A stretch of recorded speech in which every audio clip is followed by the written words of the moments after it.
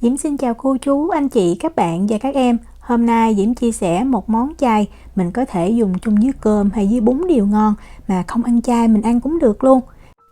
Mắm thái chay thì mình làm cũng đơn giản, nhưng mà quan trọng mình làm sao để cho nó dậy mùi thiệt là thơm. Và món này mình bảo quản trong tủ lạnh được rất là lâu. Bây giờ mình cùng vào bếp làm món mắm thái chay này với Diễm nha.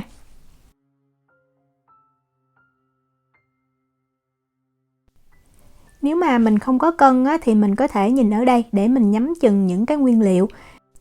Trái dưa chuột này chưa có gọt vỏ và bỏ ruột thì Diễm cân nó khoảng 300g. 2 củ cà rốt này thì chưa có bào vỏ, Diễm cân nó khoảng hơn 200g. Và một trái đu đủ xanh ha, cái trái đu đủ này thì Diễm cân nó được 640g á. Mình lựa đu đủ xanh hoặc là đu đủ nó hơi hường hường tí xíu cũng được, đừng có lựa đu đủ chín nha. Đu đủ và cà rốt mình sẽ gọt vỏ cho sạch. Ở bên Diễm thì mua đu đủ xanh này mình mua ở trong tiệm Việt thì sẽ dễ tìm hơn. Về dưa chuột thì tùy mình thích, mình có thể gọt vỏ cũng được. Diễm thì Diễm để vỏ ha, cái chỗ nào mà cái vỏ nó hơi trầy thì mình gọt ra thôi. Dưa chuột mình cắt ra làm đôi và mình sẽ bỏ cái phần ruột bên trong đi. Diễm dùng một cái muỗng và mình nạo ra như vậy. Sau khi nạo ruột sạch rồi thì mình mang dưa chuột, cà rốt và đu đủ mình rửa cho thật là sạch, rồi mình mới cắt nhỏ và mình bào nha. Thì bào tùy mình có cái đồ bào như thế nào. Diễm sử dụng cái đồ bào này Diễm mua lâu lắm rồi ha, cũng 6-7 năm của Thái Lan thì mình bào cũng dễ dàng lắm. Mình chỉ cần bào cho có sợi nhỏ như vậy thôi, hoặc là mình có thể cho vô máy cũng được, mà máy thì nó dễ bị nát. Đó, một trái đu đủ mình bào cho tới phần ruột bên trong như vậy là được. Cà rốt thì mình cũng bào thành từng sợi ha. Riêng với dưa leo thì Diễm cắt nhỏ ra. Diễm không có thích bào, tại vì lúc ăn Diễm thích cái miếng dưa leo mình ăn mình cảm nhận được nó giòn giòn rất là ngon. Độ dày thì nó khoảng 0,8 tới 1 cm là được. Để mắm chay giữ được lâu thì mình cần lấy bớt cái phần nước trong rau củ ra. Thì 400g đu đủ mình cân nếu mà mình muốn nó chính xác thì mình cần là 40g đường. Mình nên sử dụng đường cát trắng nha. 4g muối và mình trộn cho thật là đều. Thì mình cứ tính lượng đường là 10% của cái phần rau củ và muối là 1%. Nếu mà mình bào nó dư hơn là 400g Đường sẽ giúp cho đu đủ nó giòn, còn muối thì giúp cho lấy nước trong cái phần đu đủ ra. Đó, mình trộn mình thấy là nó đã tan đều như vậy là được. Cà rốt thì Diễm cân lại là 200g thì 10% mình cũng cho là 20g đường. Cách đo bằng muỗng thì Diễm ghi ở phần miêu tả video nha. Về muối 1% là 2g. Và mình cũng trộn cho thật là đều nha. Mình trộn tới khi mình thấy muối và đường nó tan hết thì mình để sang một bên. Về dưa leo thì Diễm cân lại là 250g và mình cũng cho đường vào. Lượng đường là 25g. Muối thì Diễm cho 2g hoặc là 3g cũng được. Rồi mình cũng trộn cho muối đường nó tan đều trong cái dưa leo. Sau khi trộn đều hết rồi thì mình sẽ để cà rốt, đu đủ, dưa leo này ở nhiệt độ phòng cho nó nghỉ 60 phút ha. Và trong khoảng thời gian 60 phút này thỉnh thoảng mình tới mình đảo lên cho cái đường muối nó thấm đều hết trong cái phần rau củ này. Rồi bây giờ mình đi chuẩn bị những cái nguyên liệu khác. Ở đây Diễm có củ cải ngọt. Củ cải này là củ cải muối ngọt nha. Cái hiệu Diễm dùng là hiệu này. Mình mua ở trong cái tiệm Á đó, nó có ghi là cái củ cải ngọt chứ không phải củ cải muối nha. Tại củ cải muối nó rất là mặn. Mình cần 150g. Nếu mà mình không có cân thì mình nhắm 2 miếng như vậy. Để cắt cho nhanh và dễ thì mình kéo cái củ cải khô này ra cho nó thẳng ha. Và Diễm dùng dao Diễm cắt cái củ cải khô này ra làm đôi. Mình cắt nhẹ nhàng cẩn thận dễ bị đứt tay nha. Đó, mình cắt như vậy thì nó có cái độ dày khoảng chừng 0,5 cm Thì cái củ cải khô này lúc mà mình cho vô nhìn rất là giống cái mắm, giống như là mắm mặn Rồi mình cắt ra thành từng cái miếng nhỏ thôi. Mình đừng có cắt dày quá ha, tại vì em thấy cắt dày và lớn mình ăn trúng cái củ cải này nó rất là dai. Ở đây Diễm có một cái cây poiro thì mình cần cái phần trắng ở bên trên thôi. Mình cần ở đây là 20 gram ha, để mình xào cái củ cải và mình làm cái phần nước sốt. Cắt ra rồi mình mang mình rửa cho sạch nha. Rồi bây giờ mình sẽ cắt nhuyễn. Nếu mà mình không ăn được bo rô á, thì mình bỏ qua cái phần này. Nhưng mà Diễm thấy nên có thì nó sẽ thơm hơn. Bắt một cái chảo lên bếp á, Diễm cho vào đây 1 muỗng canh dầu ăn. Diễm dùng dầu hoa hướng dương. Và mình cho 10 gram bo rô vào ha, là nó khoảng 1 muỗng canh đầy á. Mình sẽ để cái lửa lớn và mình phi cho cái bo rô này nó thơm. Mình đảo cho nó đều tay nha. Khi mà mình thấy một ít bo rô nó đã chuyển sang cái màu vàng á, thì mình cho cái củ cải hồi nãy mình đã cắt nhỏ vào. Mình xào củ cải lên như vậy nó sẽ thơm hơn là mình để mình trộn thẳng vào trong cái mắm chay.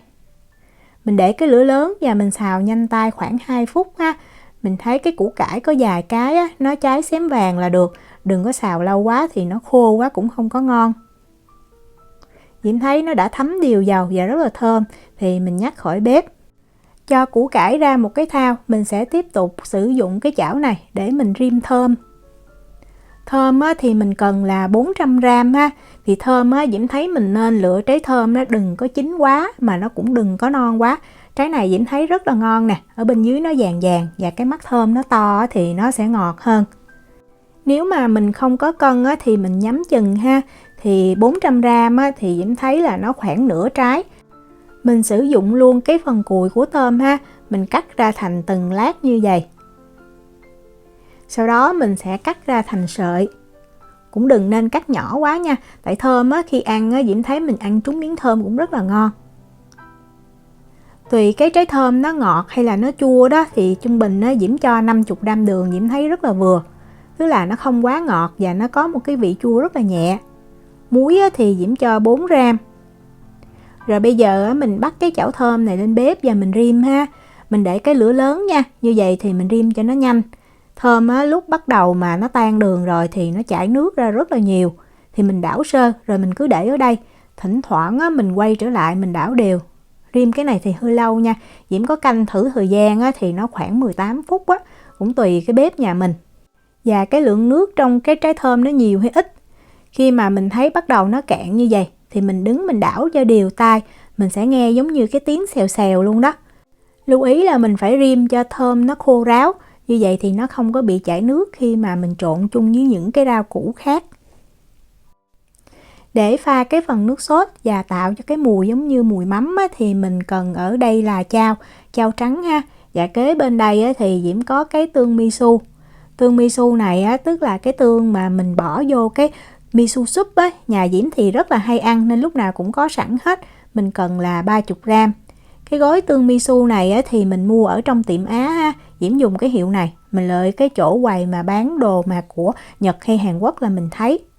Về chao á, thì mình sử dụng 30 gram. Nếu không có cân thì mình nhắm chừng như vậy ha. Chao á, thì Diễm dùng cái hiệu này Diễm thấy rất là ngon. Nó không quá mặn và ăn nó béo thơm lắm. Diễm mua ở trong tiệm Việt bên đây thôi. Bây giờ mình sẽ bắt một cái chảo lên bếp á. Mình cho vào 1 muỗng canh dầu ăn.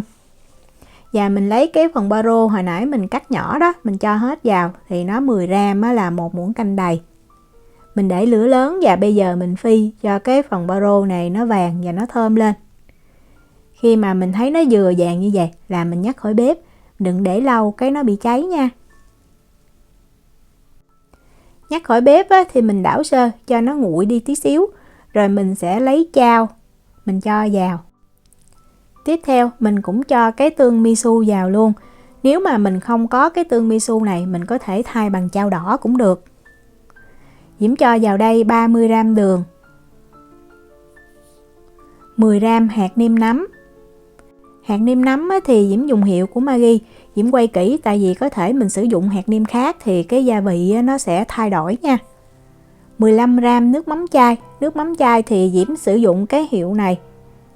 Nếu mà mình không có nước mắm chai thì mình có thể thay bằng nước tương. Nhưng mà có thì nó sẽ ngon hơn. Bây giờ mình sẽ trộn cho tất cả những cái nguyên liệu nó hòa đều với nhau. Nó ra thành một cái hỗn hợp sệt như vậy nè. Thì mình mới bắt lên bếp nha. Bắt lên bếp thì Diễm để cái lửa trung bình cao. Bếp Diễm có 9 số, Diễm để số 7,5. và mình khuấy đều tay. Mình nấu cho cái hỗn hợp nước sốt này nó sôi lên là mình nhắc khỏi bếp. Mình đừng có nấu lâu quá thì nó kẹo lại quá, nó sẽ mặn hơn đó. Đó, Diễm thấy nó sôi như vậy thì Diễm nhắc khỏi bếp.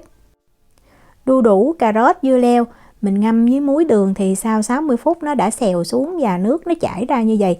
Bây giờ mình vắt cho nó thiệt là ráo nha. Cố gắng là mình vắt càng ráo càng tốt. Tại vì mình để lâu á, nó không có bị ra nước. Đó, Diễm vắt được như vậy. Mình dùng cái khăn á, thì Diễm thấy nó dễ dàng hơn. Dưa leo á, thì mình cũng vắt cho thiệt là ráo ha. Dưa leo á, khi mà mình vắt á, thì nó sẽ bị xèo xuống. Nhưng mà khi ăn nó vẫn giữ được cái độ giòn rất là ngon. Đó, để Diễm quay cho mình xem. Mình vắt ra thì nó như vậy. Cà rốt á, thì mình cũng vắt ráo như là đu đủ với dưa leo luôn ha.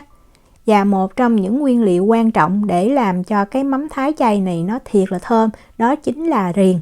Mình cần 15 gram nha. Nói chung là mình nên có, tại vì không có thì cái mùi nó không có phải là thơm. Cái riềng này thì mình mua ở trong tiệm Á thôi. Riềng á, mình rửa sạch, mình không cần phải gọt vỏ. Mình cắt ra thành từng lát và Diễm cho vào trong cái cối đó. Diễm giã ra cho thật là nhuyễn. Mình giã chứ mình đừng có cắt ha. Giã ra thì nó mới thơm. Đó, mình giã nhuyễn như vậy. Rồi mình cho chung với lại những cái nguyên liệu khác. Và thêm một cái nguyên liệu nữa đó chính là ớt. Ớt thì Diễm dùng ớt hiểm là ớt cay á. Dùng 2 trái. Còn nếu mà mình thích ăn cay hơn nữa thì mình cho thêm. Ớt thì mình chỉ cần cắt nhỏ như vậy là được. Rồi mình cũng cho ớt vào chung với lại những cái nguyên liệu khác. Nước sốt đó khi mà nó đã nguội rồi thì mình cho hết vào. Diễm có lưu ý như vậy, cái nước sốt này thì Diễm làm cái mắm Diễm thấy nó rất là đậm đà. Tại thường mình ăn mắm thì nó cũng mặn ha. Nhưng mà nếu mà mình ăn nhạt hơn thì mình nên cho khoảng 2/3 cái lượng nước sốt này vào trước. Mình ăn thử, nếu mà mình thấy vừa thì mình ngưng. Nhưng mà Diễm thấy mình vừa trộn xong thì cái mắm nó sẽ mặn. Nhưng mà mình để trong tủ lạnh chừng 1 ngày là nó thấm vô trong cái phần rau củ thì nó sẽ dịu hơn. Trộn đều rồi thì Diễm có 200 gram đậu hũ mình chiên vàng nha. Mình chiên vàng tí xíu để mình giữ được cho nó lâu. Sau khi chiên vàng xong thì mình cắt ra thành từng cái sợi nhỏ. Nếu mà mình không có đậu hũ thì mình không cho cũng được. Nhưng mà có thì nó sẽ thơm hơn và ăn có thêm nhiều protein. Cho đậu hũ vào và mình trộn đều thêm một lần nữa. Vậy là mình đã xong được cái phần mắm Thái chay rất là thơm luôn. Diễm cho đậu hũ vào Diễm trộn sao. Tại vì mình cho vào trộn chung lúc đầu thì nó dễ bị nát đó. Bảo quản thì mình sẽ cho vào trong một cái hộp thiệt là sạch nha. Và có nắp đậy kín lại và mình cất vào trong tủ lạnh. Có thể ăn được từ 2 cho tới 3 tuần luôn. Và Diễm thấy mình nên cất trong tủ lạnh 1 ngày rồi mình hãy ăn thì nó sẽ thấm, nó ngon hơn. Đây là mắm mà Diễm đã để trong tủ lạnh được 1 ngày. Và mình ăn cái phần nào thì mình lấy cái phần đó ra thôi. Mình đừng có đảo hay là mình lấy ra ăn dư mình cho vô lại thì không nên nha. Thì thường Diễm ăn là Diễm múc ra khoảng 1 chén đó, 1 chén ăn cơm rồi mình mới cho thính vào. Thì 1 chén ăn cơm mình cho khoảng 1,5 muỗng cà phê thính gạo. Thính gạo tức là gạo mình rang cho nó vàng rồi mình xay nhuyễn. Diễm mua cái hiệu này cho nó tiện nè. Cho thính vào, mình trộn lên đều là mình ăn liền luôn, rất là ngon. Mình đừng có trộn thính trước, mình cất sẵn thì nó dễ bị lên men. Và nếu mà mình thích có thêm cái vị thơm và giòn thì mình có thể cho tàu hũ ki chiên vàng. Mình mua cái loại mà nó mỏng và nó khô, cái hiệu Diễm dùng là hiệu này. Dầu nóng thì mình cho vào mình chiên rất là nhanh luôn á. Mình thấy cái miếng tàu hũ ki nó phồng lên thì mình trở mặt. Cho nó phồng đều hết là mình gấp ra được. Mình đừng có chiên lâu thì nó bị cháy nha. Tại cái tàu hũ ki này nó mỏng lắm. Tàu hũ ki này thì ngon nhất là Diễm thấy mình chiên mình ăn liền. Tại vì nó rất là giòn và thơm. Còn nếu mà mình không có thì mình chỉ ăn mắm Thái chay không thôi cũng ngon lắm rồi. Món mắm Thái chay này mình cứ làm sẵn, khi mà ăn cơm mình dọn ra một chén, rất là hấp dẫn và ngon. Diễm chúc cô chú, anh chị, các bạn và các em làm được món mắm Thái chay thiệt là ngon. Nếu mà có thắc mắc gì thì cứ để lại lời nhắn hoặc là gửi tin nhắn cho Diễm. Diễm cảm ơn sự quan tâm theo dõi video rất là nhiều. Hẹn gặp lại trong những video tiếp theo. Chào tạm biệt.